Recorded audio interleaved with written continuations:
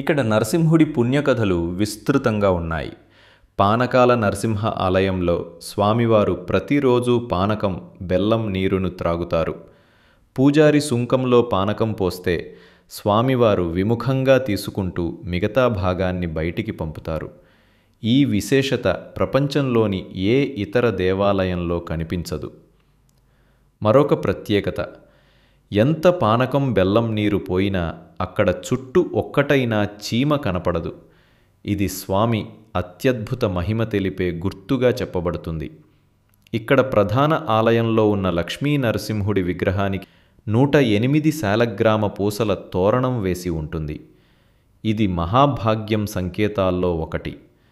గంధం, పుష్పం, తులసి, పానకం వంటి నైవేద్యాలతో నిత్యం పూజ జరుగుతుంది. విజయనగర సామ్రాజ్యం కాలంలో శ్రీకృష్ణదేవరాయలు, ఇతర రాజులు ఈ ఆలయాన్ని భవ్యంగా అభివృద్ధి చేశారు. ఘనమైన 11 అంతస్తుల గాలిగోపురం 153 అడుగుల ఎత్తులో నిర్మించబడింది.